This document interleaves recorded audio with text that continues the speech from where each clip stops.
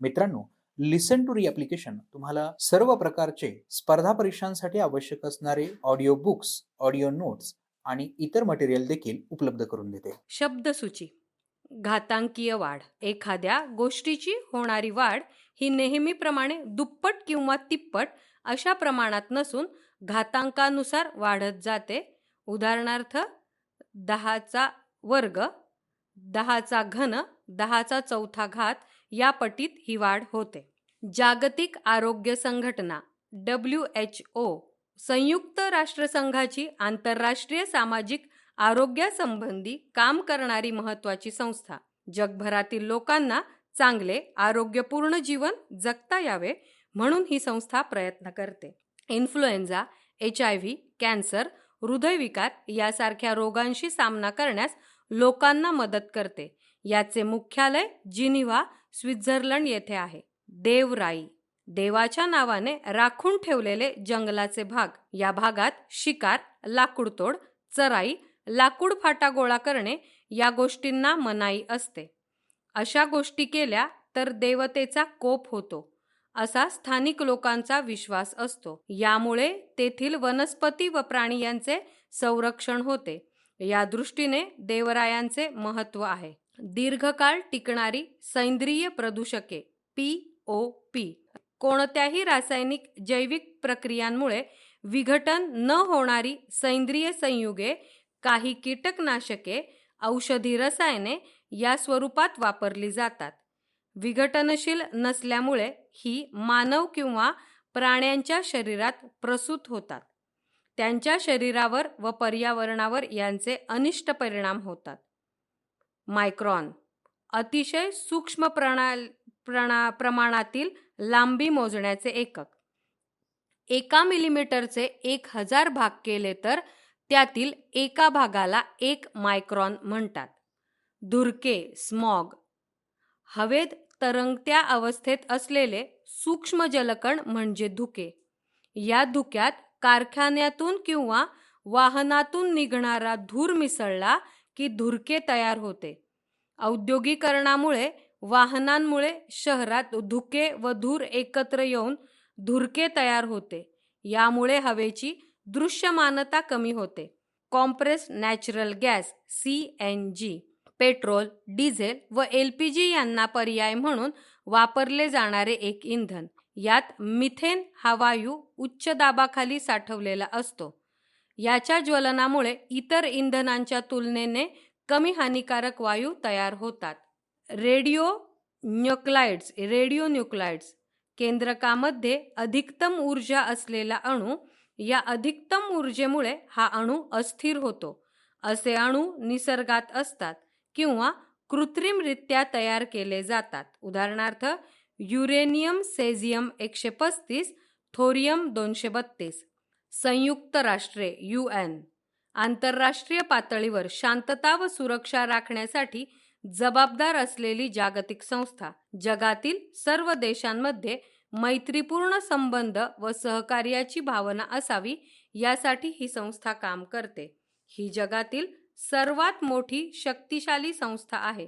याची मुख्य कार्यालय न्यूयॉर्क, जिनिव्हा, नैरोबी, व्हिएन्ना आणि हेग येथे आहेत. फोटोकेमिकल प्रदूषके. नायट्रोजन ऑक्साईड सारख्या हवेतील प्रदूषकांचा सूर्यप्रकाशाबरोबर संयोग होऊन फोटोकेमिकल प्रदूषके निर्माण होतात. किरणोत्सारी प्रदूषके. अण्वस्त्रांची निर्मिती, अणुचाचण्या, खाणीतून किरणोत्सर्गी खनिजे बाहेर काढणे इत्यादींमुळे किरणोत्सर्ग असलेले अनेक पदार्थ वातावरणात सोडले जातात. या अणूंच्या केंद्रकात असलेल्या अधिकतम ऊर्जा बीटा, अल्फा, बीटा व गॅमा हे किरण बाहेर पडतात.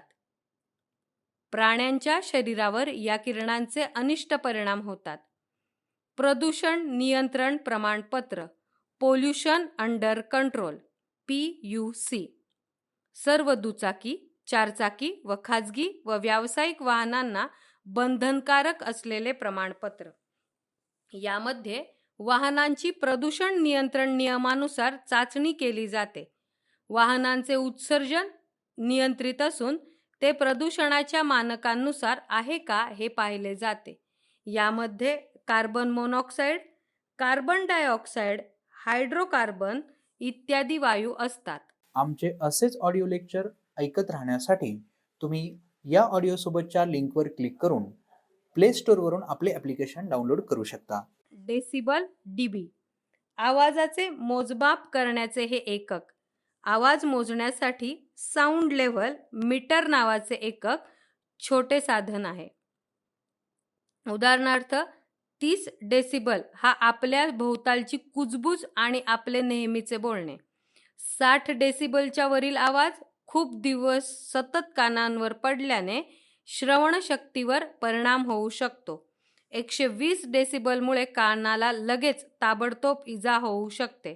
मोटरसायकल 95 डेसिबल, फटाके 140 ते 150 डेसिबल, टेकऑफचा आवाज 120 ते 140 डेसिबल असतो. Bureau of Indian standards BSI भारताची मानक संस्था. या संस्थेचे 25 सभासद असून ते केंद्र व राज्य सरकार, औद्योगिक क्षेत्र, वैज्ञानिक क्षेत्र व ग्राहक संस्था अशा सर्व क्षेत्रातील असतात. ही संस्था सर्व उत्पादने, सेवा व निरनिराळ्या क्षेत्रातील प्रक्रिया प्रमाणित करते.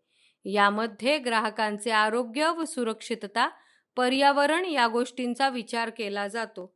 भारत सरकारची मानके ठरवणारी संस्था विविध क्षेत्रातील उत्पादनांचा व सेवांचा दर्जा, गुणवत्ता सुधारण्यासाठी या संस्थेची मदत होते. न्यूट्रॉफिकेशन तळी, तलाव यातील पाण्यामध्ये होणारे पोषक द्रव्य व खनिजे यांचे अतिप्रमाण. यामुळे शैवालाची भरपूर वाढ होऊन पाणीसाठ्याचा सर्व पृष्ठभाग शैवालाने भरून जातो. पाण्यातील प्राणवायू कमी होऊन पाणी पिण्यास योग्य राहत नाही. बायोकेमिकल ऑक्सिजन डिमांड BOD पाण्याच्या प्रदूषणाच्या अनेक चाचण्यांमधील एक.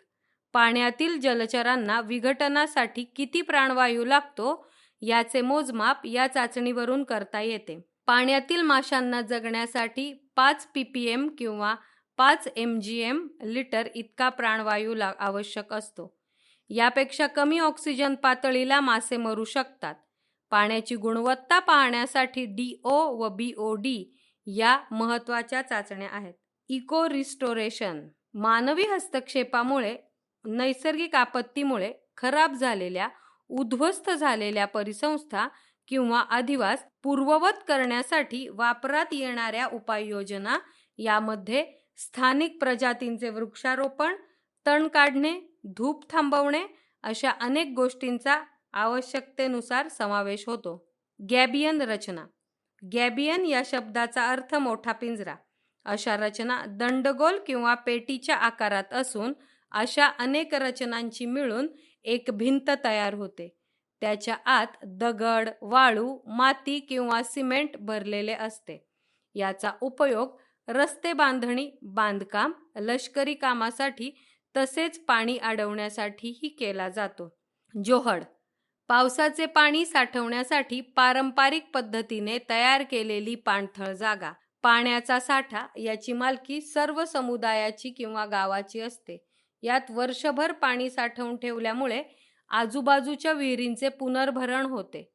तसेच माणसांना व प्राण्यांना पिण्यासाठी व इतर गोष्टींसाठीही याचा उपयोग होतो. असे जोहड राजस्थान, पंजाब, हरियाणा या प्रांतात आहेत. हरित पट्टे ध्वनी प्रदूषण, हवा प्रदूषण रोखण्यासाठी विविध भागात ठरवून केलेली विशिष्ट वनस्पती प्रजातींची लागवड. एखाद्या भागातील विकासाची मर्यादा ठरवण्यासाठी ठरवलेली ही अदृश्य रेषा असते. अशा हरित पट्ट्यांमुळे वन्य प्राण्यांच्या अधिवासासही सुरक्षित राखला जातो.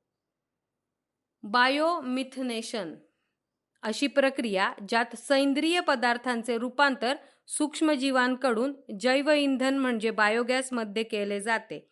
ही प्रक्रिया प्राणवायू विरहित वातावरणात होते. या सूक्ष्मजीवांना मिथेनोजेन असे म्हणतात. जैविक कीडनाशक रासायनिक कीडनाशकांचे दुष्परिणाम टाळण्यासाठी जैविक कीडनाशके वापरली जातात. यामध्ये नाश करण्यासाठी निसर्गात असलेले पदार्थ, सूक्ष्मजीव, वनस्पती, कवके यांच्यापासून मिळणाऱ्या पदार्थांचा वापर केला जातो. उदाहरणार्थ कडुलिंब तेल, काही विशिष्ट सूक्ष्मजीव जसे ट्रायकोडर्मा इत्यादी. बीटी बॅसिलस थुरिंजेन्सिस हा मातीत असणारा एक सूक्ष्म जीव असून जैविक कीड नियंत्रणासाठी याचा वापर केला जातो. बीटी हे याच्या नावाचे लघुरूप आहे. एंडोटॉक्सिन काही विशिष्ट सूक्ष्मजीवांच्या बाहेरील आवरणात असणारा लायपोपॉलिसॅकराइड LPS नावाचा घटक. यात लिपिड व पॉलिसॅकराइड असे 2 घटक असतात. यामुळे मानवामध्ये ताप, सूज अशी लक्षणे दिसून येतात.